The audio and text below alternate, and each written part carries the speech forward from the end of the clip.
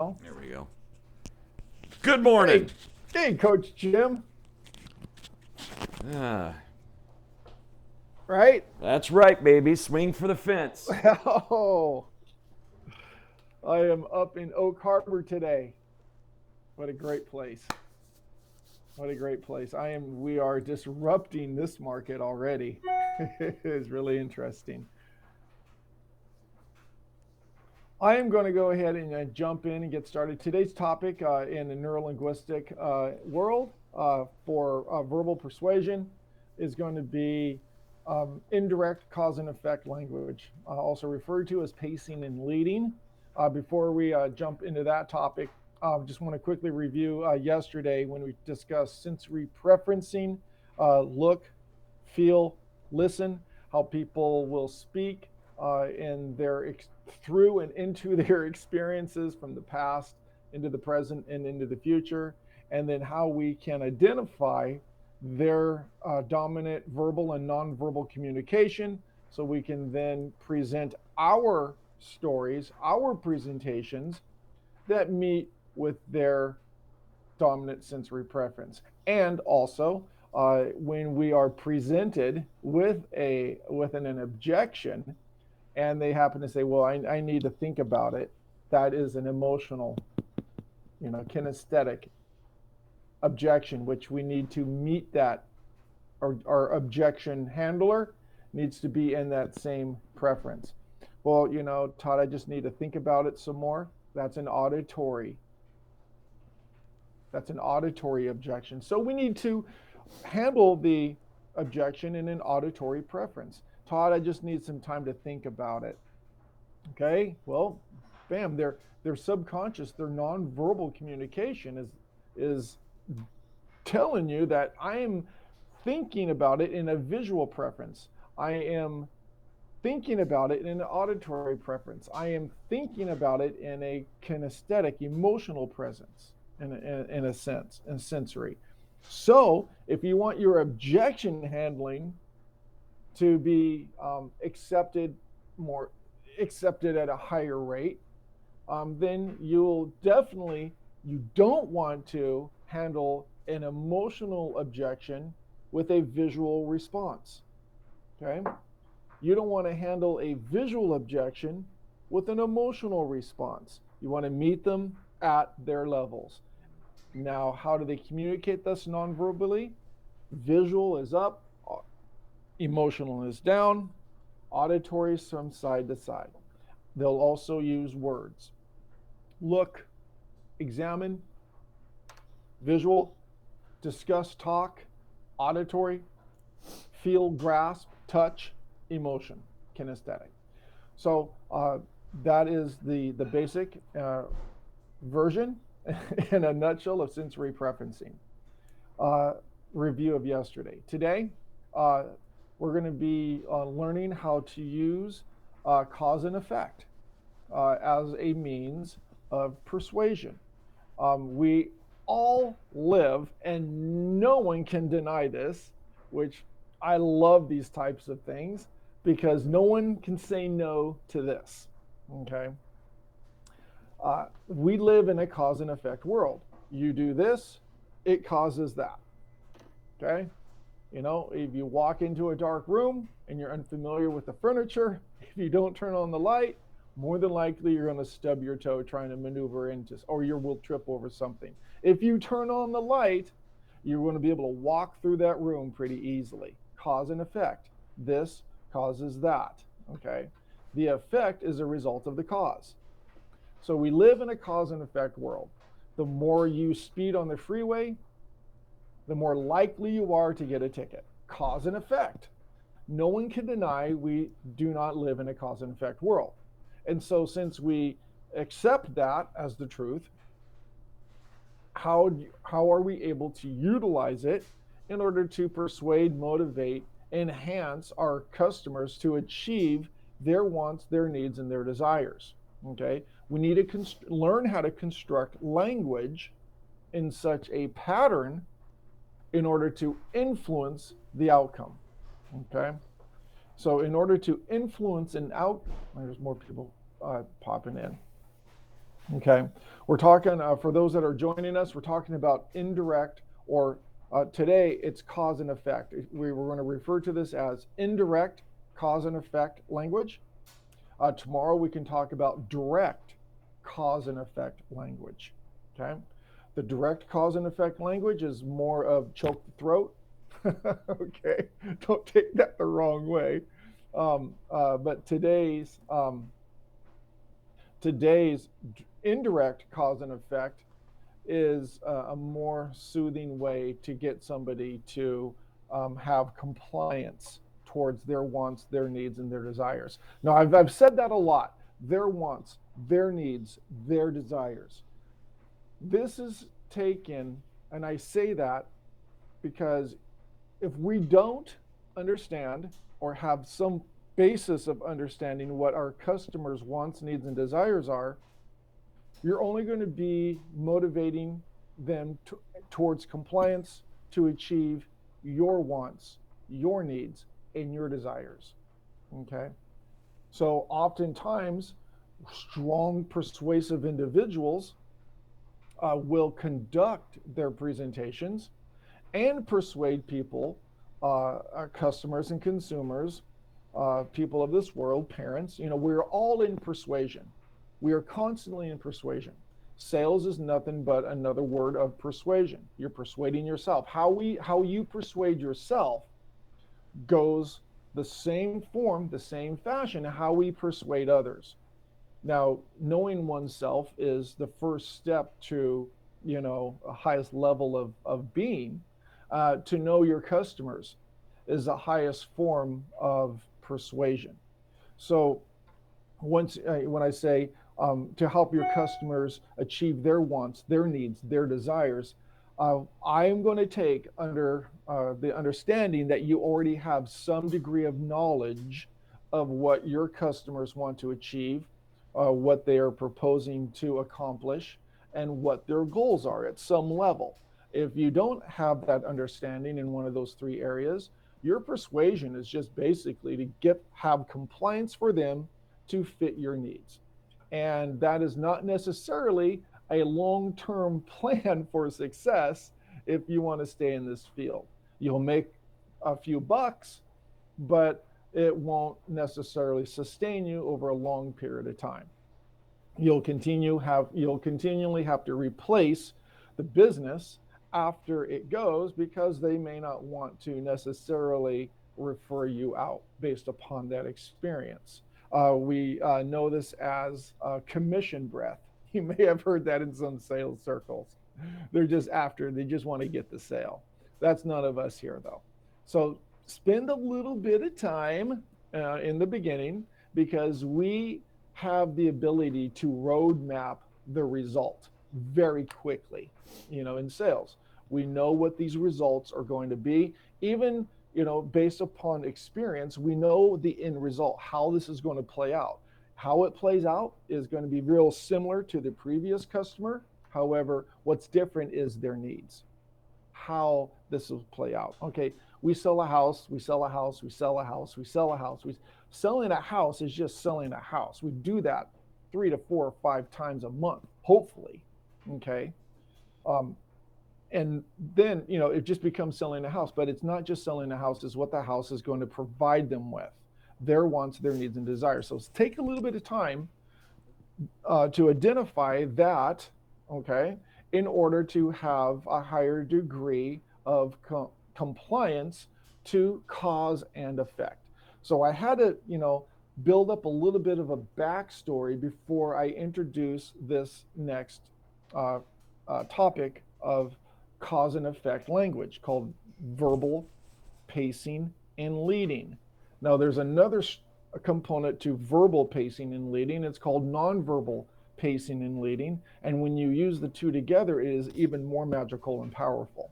So we don't have enough time here in the next 19 minutes to go into nonverbal pacing and leading. So we'll just talk about some indirect cause and effect language. This causes that. So the term that we want to use for cause and effect, if you're taking notes, write down the word cause, And then next to the word cause, write the word pace. P-A-C-E. Okay. I'm going to define what that pace is, what the cause is. So in persuasion, the pace or the cause is something that you and the client both mutually agree upon. Okay. Push pause on that for a second. In old school selling, there was a technique called a yes set. A yes set. It's stacking yeses. It's a form of conditioning for the client to auto perform a yes when you ask for compliance. Okay. You get them to say yes to something that is not going to make them bend too much. Then you ask them to say yes to something they have to bend a little bit more for. Then you ask them to a yes, something we agree upon that doesn't cause too much flexibility. Then you ask them a compliance question that ultimately asks them to move forward into that direction. And since the conditioning of yes, yes, yes, there is oftentimes the compliance towards that last yes. So verbal pacing and leading can create a yes stacking. And we'll get into that here. We'll touch on that here in just a little bit, but the basics is something we both agree upon. And this, to begin with, I'm going to state something that no one can deny here. It's 8:44. It is Wednesday morning. I can deny it. If you're in a different time zone. I am. We're on a Zoom call. We're on a Google Meet. I'm sorry. We're on a Google Meet. You're hearing my voice talk. You can see the windows in the background, which means I'm in Oak Harbor. Okay. I am just stating the obvious. You can choose to deny it, but what you are seeing is the truth, and what you're hearing is the truth. You can't deny that it's Wednesday. I mean, I guess you could, but you know that it's Wednesday. So you start it with something you both mutually agree upon. Let me put this in a sense for real estate. We're looking at homes. We're shopping for homes. We're getting ready to prepare an offer. You are selling your home on your own. You want to save the commission. Your home has been on the market for X amount of days. You want to sell your rental property. You contacted us online. You've been looking at homes online. I've seen that you have viewed X amount of homes. I am just going to say something that they cannot disagree with. Okay? I'm going to just go around and call on some names here. So prepare to unmute yourself. Mike, what are some other pace? What's another pace? Something that we can both mutually agree with. It can be real estate related or otherwise. But the weather is overcast today. Got it. I can't disagree. Okay, great. Mike or Doug? That 8:30 is early in the morning for some of us. Okay, I can't disagree with that. Coach Jim? That it's another beautiful sunny day Okay, in Arizona. in Arizona. Exactly, right. Celine? That the holidays are a busy time. The holidays are a busy time. Okay. Jose, make it real estate related. We both want to get paid. Yes, okay, yes, we do. Absolutely. Manny? Christmas is 10 days away. I can't deny that. I have to agree. Absolutely. Marilee? I always, with my sociology class, went with 1 + 1 = 2. Okay, I'm not going to deny that. Great. Something that we both mutually agree upon. Okay. Werner, I live in a great house and like my neighborhood. can you say that again? I live in a great house and like my neighborhood. Okay. Um, I would have, that is a, say Emotional. yeah, that's close, but I don't know if I could agree with that. I am just taking it as something, how about, My house is located in Lake Stevens. yes, okay, good.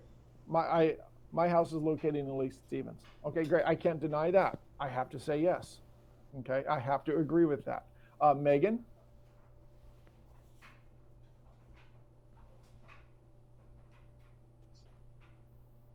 Orca office is the best office. I work at the Orca office. Okay. Yes. I work at the Realty One Group Orca office. Absolutely. And thank you for that affirmation. Okay. So what you do, in a sense, you want to preface what you are both mutually agreeing with the words such as once, since, during, because. Okay, you want to start your pacing, you want to start the cause with that. Since today is Wednesday,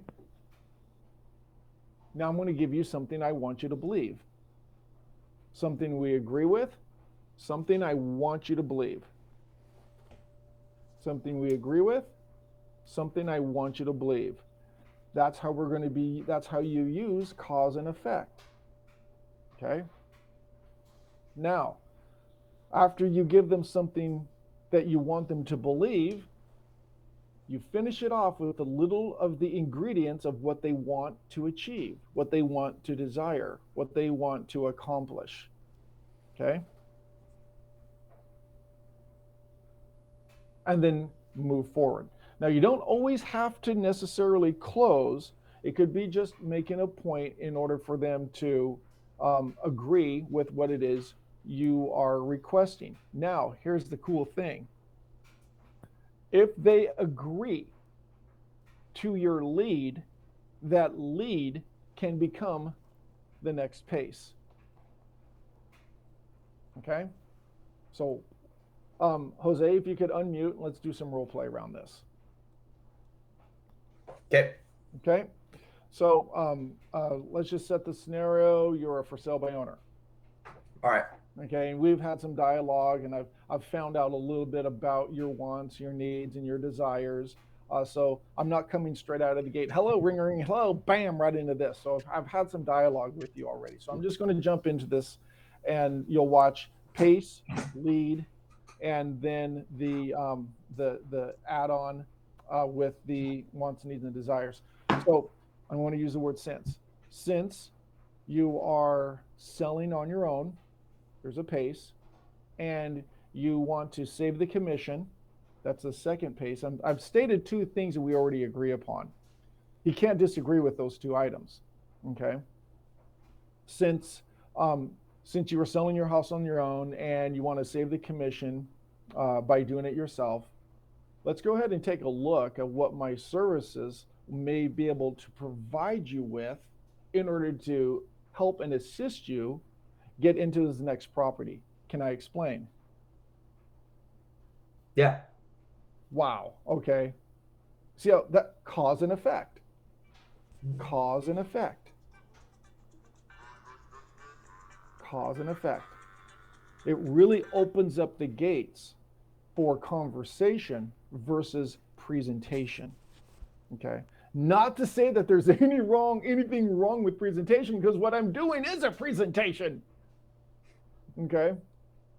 But to have a conversation emotionally and psychologically is a much easier way to engage the consumer in order to help them move along this track, okay, and help them comply to the things that they want to achieve, and then in exchange for that, use our services and our professional services for a fee, okay? Now, let's go back to that again.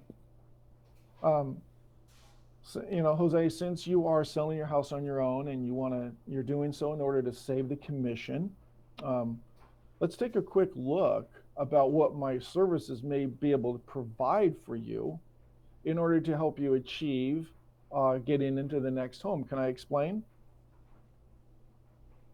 Yeah. Since we're discussing on what it takes in order to get you into this next home and what my services may provide you with, let's go ahead and set an appointment so I can discuss with you all the techniques and the methods I've used to help for sale by owners solve this problem.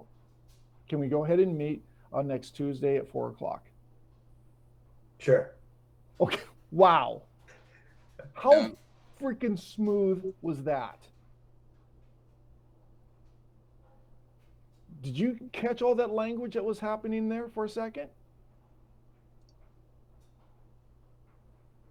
So if you analyzed it and if you picked apart, you saw pace, lead, okay, motivation, tie down.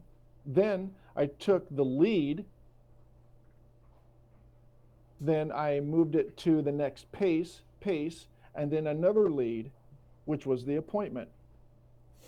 And so the first lead was based upon you heard it, may help you get what it is you want in exchange for my goods and services, to help you get what you want. May I explain? And Jose said, well, yeah, go ahead and explain. That it's not going to hurt him to hear what I have to say in terms of an explanation, which moves it into a conversation mode. And since he's agreed to hear I have compliance from Jose based upon what my lead was in regards to the services, then I use that as my next pace. Once you're able to see what it is that we can do to assist you to get you what it is you want, let's go ahead and set that appointment. And I just set the appointment. Now, the same process can be used when you're at home trying to convince a 6-year-old to eat their vegetables. Okay? All right? So what's the benefit at the end of the meal that most people enjoy? A sweet treat, ice cream, a dessert, a brownie, okay? A piece of pie, a piece of cake, a popsicle, I don't know. After dinner, most of the time, not always, there is a sweet treat. And there are different ways to request for compliance. So based upon what that need is, if somebody want to take that scenario, and I'll be the 6-year-old that doesn't want to eat the greens and use a pace and lead in order to achieve my compliance based upon what I want at the end of the meal.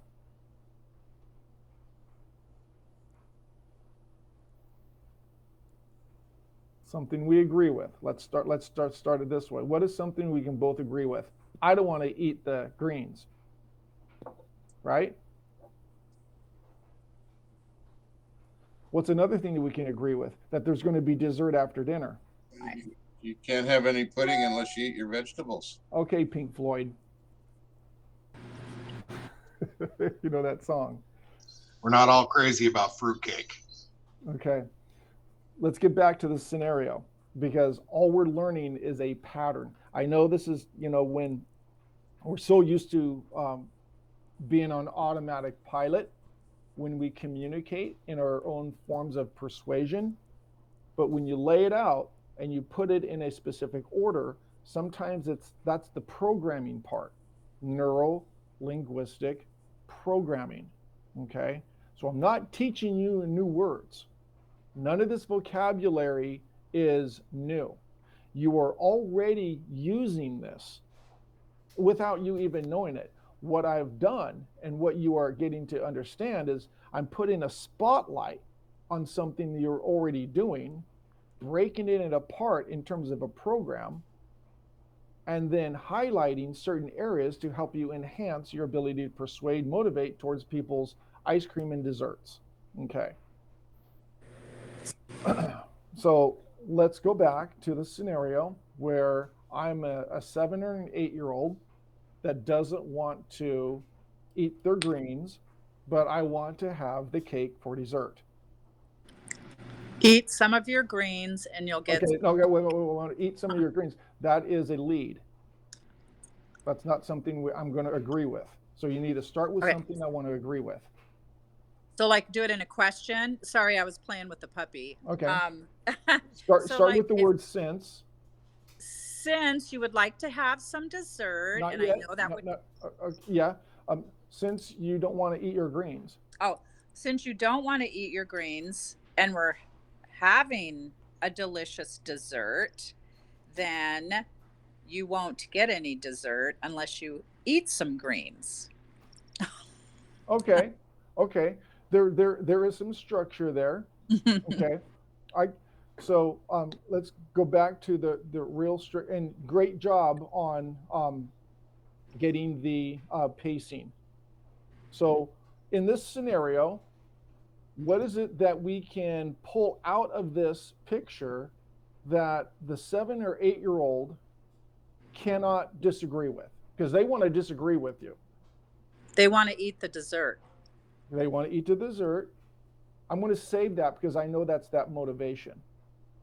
I'm going to save that to the end. Okay. But that is true. That is.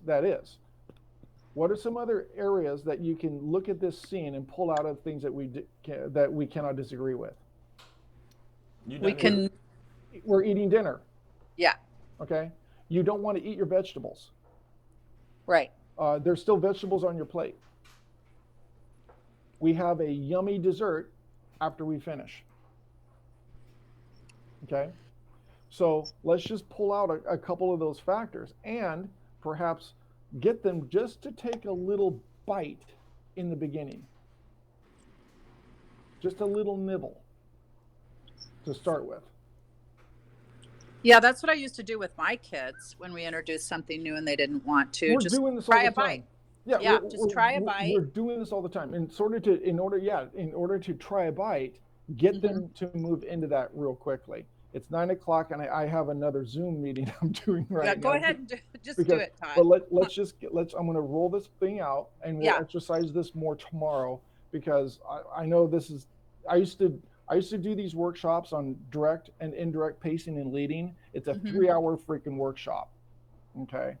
And by the end of 3 hours, everyone will have this down.